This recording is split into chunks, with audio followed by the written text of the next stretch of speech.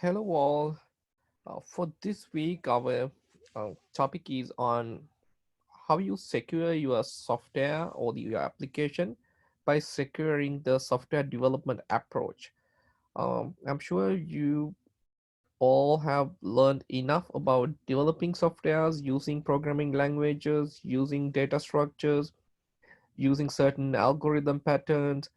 But on top of all of these that you have learned, it is very important to follow a certain steps or procedure to making it sure that your software is secure. So in overall, with all you have taught, what matters the most for the secure software development is what kind of a design pattern that you follow in order to build your software. Before we jump into that, so why it is important to write a more secure software than a following a standard software development life cycle. Um, as you see it here in this slide, it says right here, uh, if you do not do a proper software development, if you do not follow a proper software development pattern, you might end up creating a certain problem at the time of the use of that particular application. What I mean is, so if your pattern or if your steps, if your practice that you have followed at the time you build the application is not the proper approach, you may find so many other issues that are gonna arise at the time that you start using that particular application. So that can easily be a something that gonna end up your career, because you might give like certain loopholes for the third parties to jump into your system and plant some viruses, some malwares, some trojans. So therefore, it's very important to follow certain procedures. Basically, in computer science, this is another area of study that we call as design patterns. As far as you follow a certain pattern, you are not 100% making it sure that there won't be any breach on the softwares, but you are making it sure that application is built in a nice pattern or nice way where you can ended up giving a minimal chances for misleading the application.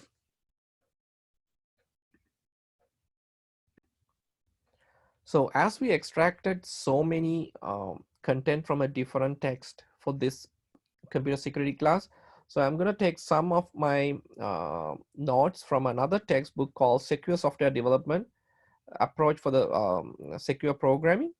From this textbook, I have chosen a 4-slide set. I'm going to pick few slides out of this 4-slide set, which is most important to you.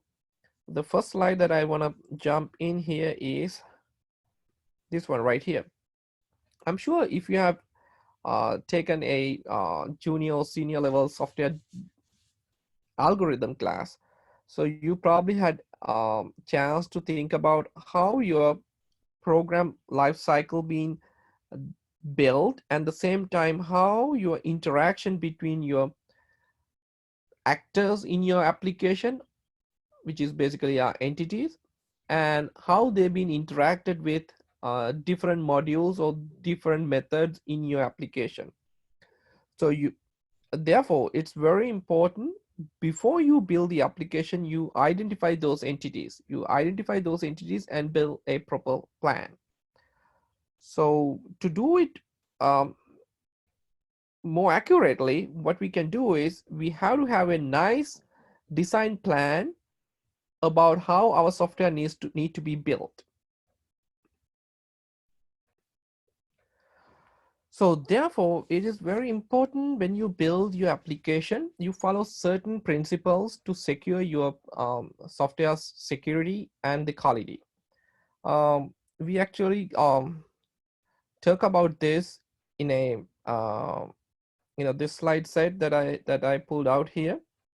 Um, when you build an application, it is very much important that you follow this set of this set of qualities in order to achieve the better goal. So total automation, manage the complexity, and software diversity. What it mean by these three areas?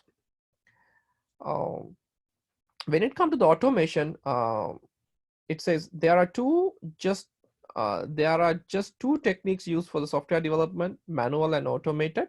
Manual techniques are human ability to logically break down complex problem into a smaller one.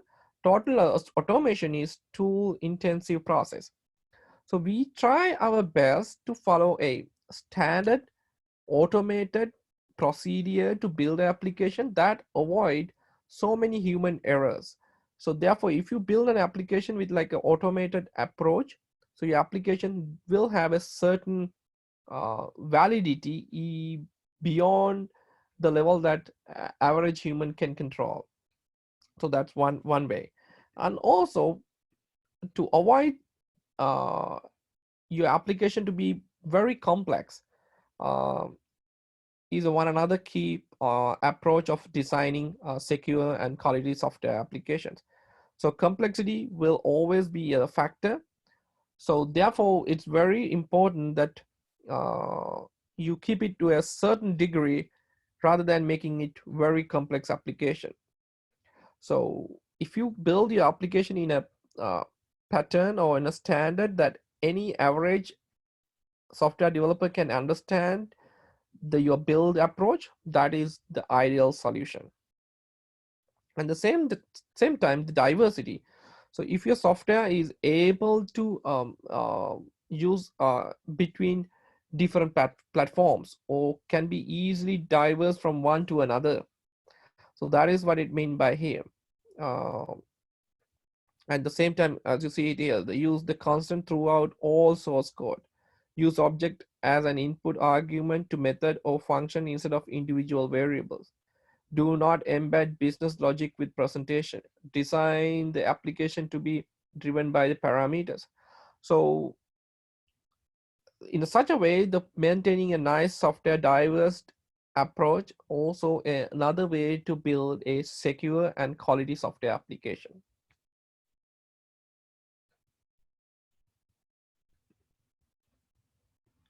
Also, I want to highlight here, when you build an application, it is very much important how you layered your application for a uh, uh, better authorization for a given users.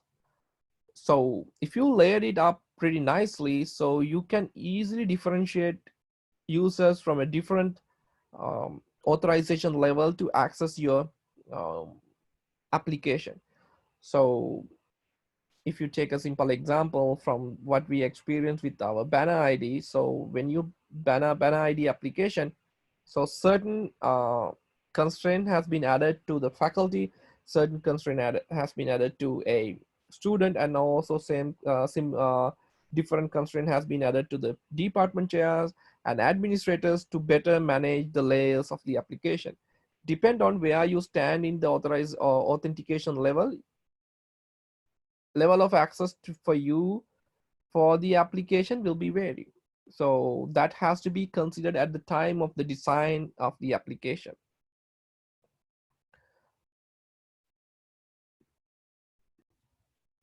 So chapter 7 of this secure software development textbook discuss about the designing for security approaches. So there we discuss little bit about how you design your application before you build it to guarantee that better security being applied. Um, to better explain that, let me start with some of the examples that we listed in this. So when you design a application, I know when you were taking your 200 class or maybe even your algorithm class, you probably had spent very less time on designing the application.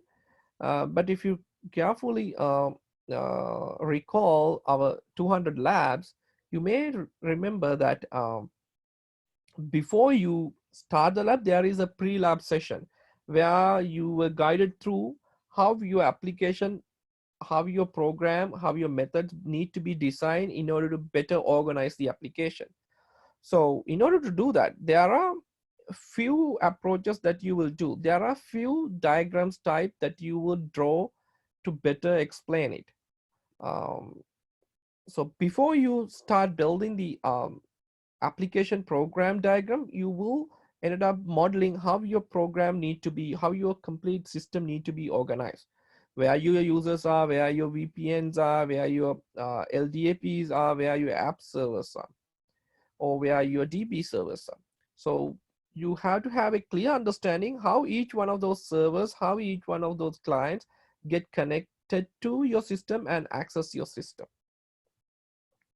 Not only that, once you identify those, you have to have certain frequency diagram to define each one of those actions that may be performed within your application to perform certain tasks. So those can be some of the application even to generate an error, some of the application to make authenticate someone to log in. So every one of those given action need to be carefully put it into a sequence diagram like this from one to another that model each one of the object in your application. So not only sequence diagram, you have certain other diagram, but one another kind is called as a interaction diagram. So you can draw a interaction diagram from each one of those entity in your application, how each how those entities connected to your program application and any of the method within the program application, how each one of those classes communicate to better present the better presentation of your application. And if you move beyond from there, I'm sure this is something, one kind of a diagram that you at least familiar a little bit, the class diagrams. So when you organize multiple classes in your application, it's always required to organize those classes in a certain pattern, certain hierarchy, and a certain design where the repetitive actions has been uh, omitted and put it into a single class, and any unique methods being put into a subclasses. So proper organization of class structure is matters very highly to better present your application.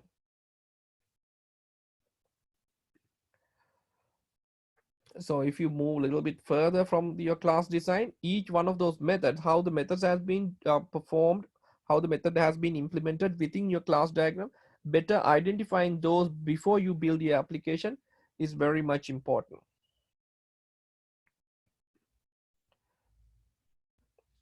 So that's why always there will be a design team, uh, which is consists of the senior designers and some programmers or some developers, together with your program analyst and database administrators. You get together to design a proper plan before you start implementing. So in that way, you can not 100% guarantee, but you can give a like a high security level for your application structure. But not only that, there are other industry level standards that you need to follow in order to better secure your application. So as we discussed in our previous chapters in your this class textbook, so it's very much important to use public keys, private keys, and how those has been handled within your application to give certain access to a certain people on given time, and for how long you grant those application, how much of a security you apply to encrypt decrypt those interactions.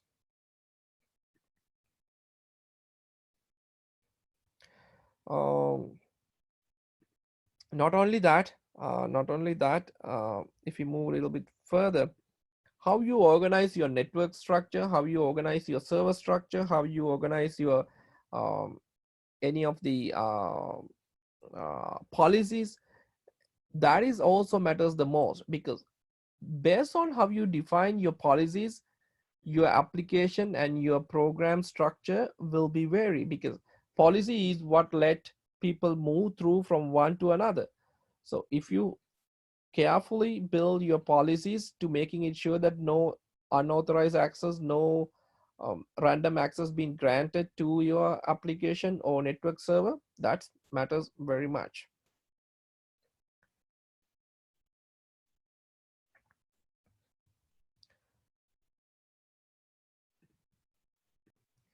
Before I start explaining few design patterns that widely used in software development industry, I would mention one another thing from the chapter 11 or the last chapter of this textbook. So following these standards is always going to give you like a high validity to your career. So it's going to maintain your software very securely, and it's also going to maintain a highly demanded career, because I hear this very often from my friends who has like a 15 to almost 15 years of working experience in software development industry, and who's running a key role in software development organizations. All of them, what they say is, most of those organizations who followed the certain security levels, certain standards, even though this time of crisis that we experience all around the world, those applications has been built with a proper design. Even though they get limited access to some of the applications from home, with like all the VPNs and all the multiple security layers added in between them and their servers, still those people perform or outperform some other companies who probably don't have such a secure design patterns. So therefore keep in mind, it's it's always not only about building the applications rapidly, but also building the application in more secure path. Now let me move into a some other slide that I pulled out uh, that explain about certain design patterns that people use in software development cycles. So one is called as a factory pattern. So before again before I start the discussion on these patterns, one thing to remember, some of these patterns, some of these concept, even without knowing the name, we already use in your previous classes. So I pulled out from my research class that I have taken in my master's degree, some of the design patterns that I presented. I pull out some of those slides to better explain this. So one that I'm going to start first is the factory pattern. So factory pattern basically consider a everything is built in a like a factory. So each factory, how each factory perform is different. So when you are requested to build a certain object, you build the object and you send it to a you build the main object, but you how you make the build of the object inside is very based on which factory that object being built. So let's say if you're building a dock, so these are some functionalities that being included in your dock. So any one of those actions that your dock may perform, any one of any properties that your dock may contain may inside that. Uh, but if you if you decided to go for a different factory, how the similar dock being implemented can be varied. So let's take another example. Let's say pizza order example. So you have a pizza class that's going to order pizza. So if you're gonna go order a cheese pizza, you do it in a separate way, different way. You're gonna create a object from cheese pizza uh, class. If it is a Greek pizza, you're gonna create an object from Greek pizza class. If it is a pepperoni, you do it from that class. So depend on what type of a object you want to create, you use a different kind of a factory environment. So when you order pizza, uh, these objects, each object do have a different approaches: cheese, Greek, and pepperoni. So these areas vary. But how you prepare the pizza dough, how you bake the dough, how you cut the dough, or how you cut the pizza, or how you pack it up in a box, those remain the same. So therefore, in your factory, some areas vary, some areas retain the same. So we need to pay close attention to that. So some of the object we encapsulate and build from certain factory. Other factories are not able to build those functionalities.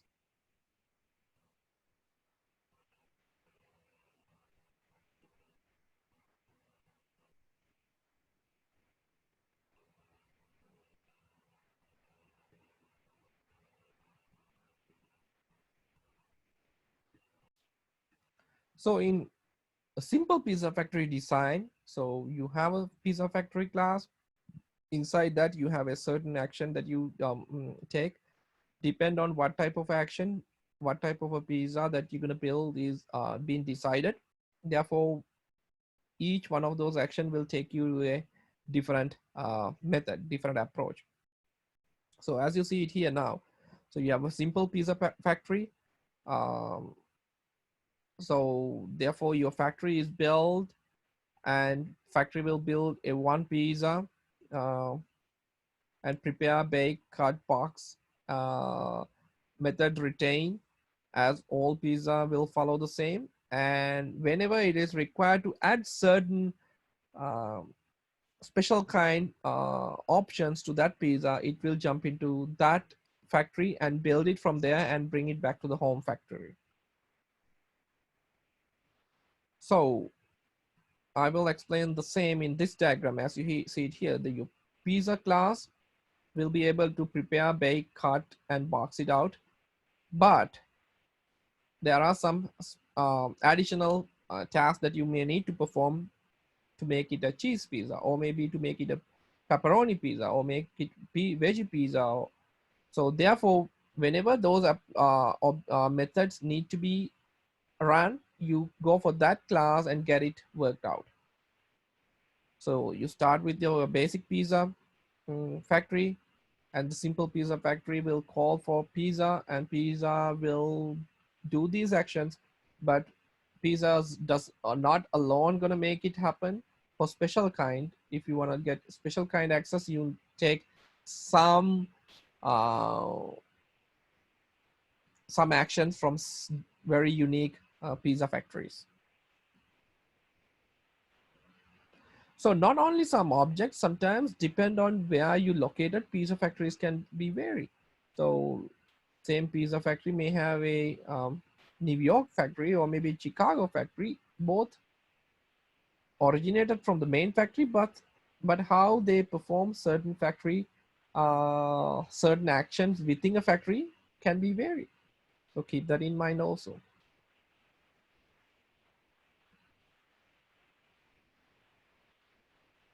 So therefore, um, if you decide to build a pizza using a um, different factory, so each factory will call for its own pizza creation, and its own pizza creation will have a different approach for different type of pizza. So now New York will have a different type of cheese pizza, while Chicago will have its own kind of a cheese pizza.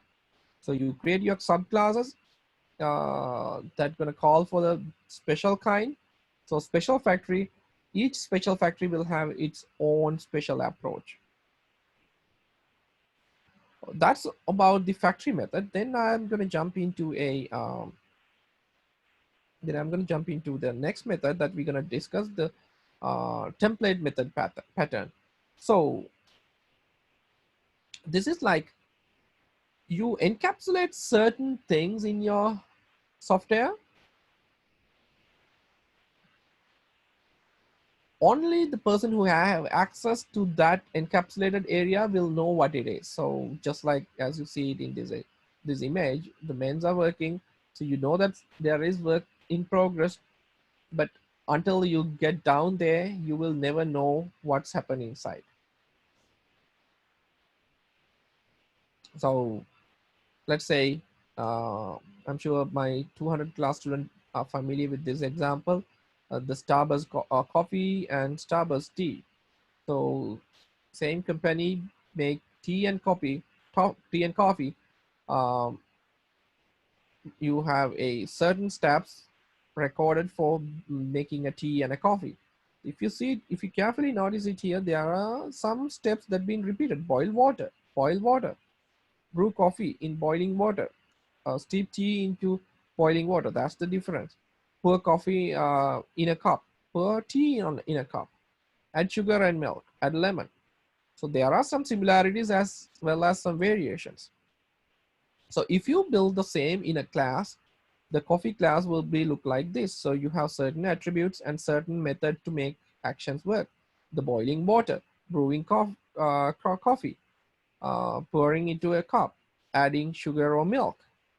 So if you build a similar class for tea, you will again have certain attributes and certain actions that it's perform: boiling, steep tea bag, add lemon, and pour into a cup. So now the thing is, as you see it here, some actions has been repeated. Some action has been repeated.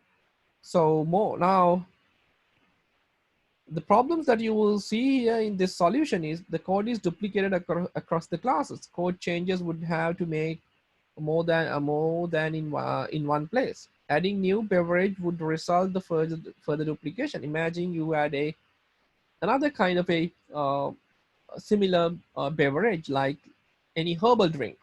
It can be most of those steps can be similar, but one or two steps can be vary. So therefore, having a universal way of taking a common approach to a one class and keeping only the differences into a subclass is the best approach. So both subclasses inherit general algorithms from the main class. So that should be the approach. So therefore, now the modified version could be um, caffeine beverage. Caffeine beverage. You prepare the recipe, boil water, uh, pour into a cup. Those three methods is kept in common class. And your coffee class will do prepare a recipe for coffee and brew coffee grinds, add sugar and milk. It's unique for coffee. At the same time, prepare a recipe, uh, steep tea bags, and add lemon is unique for a tea. So you avoid repeating these two steps by organizing your class structure like this. So basically you taken common methods out of it. So if you represent the same here, that you have the coffee, the similar steps or the differences are reflected here. So those you cannot avoid. In the prepare recipe, you will have certain things that um, required for that approach. As you see it here, while prepare recipe, if you have a certain action that you will need those action to be override within the uh, prepare recipe class. Oh, sorry, prepare recipe method.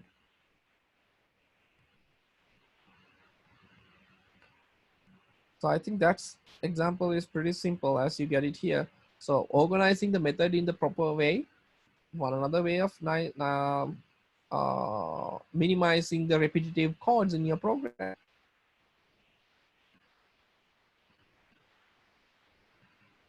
Okay, so that is all about that method. So the template of template pattern method will guarantee certain things that's gonna keep your superclass with the common attributes and keep your subclass with a different attributes.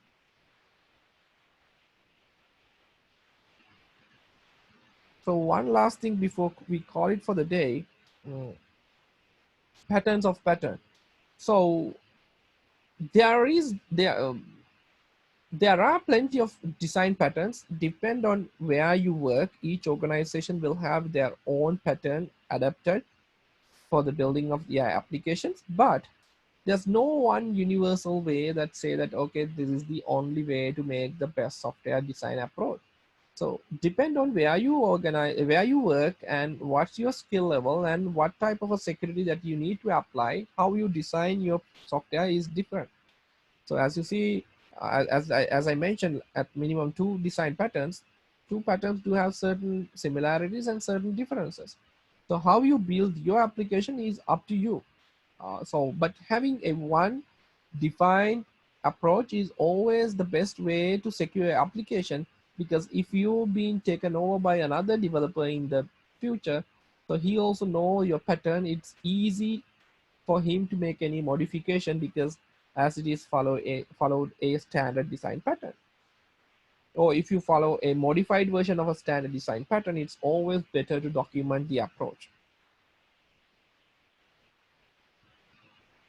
um, I think that's all I have to share today.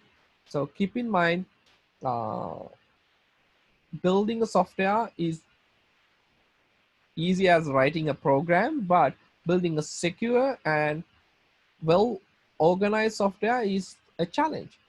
How you do it? There's no one universal way, but there are plenty of proposed patterns. You may follow one or another to making it sure that your application is being built in a proper way. So that's it for the day. And that's all about the software design pattern introduction.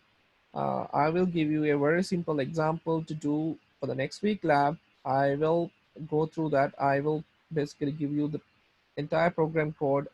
Only thing I'm expecting you to do is organize it in a one of those given software design patterns. Thank you and take care. Bye bye.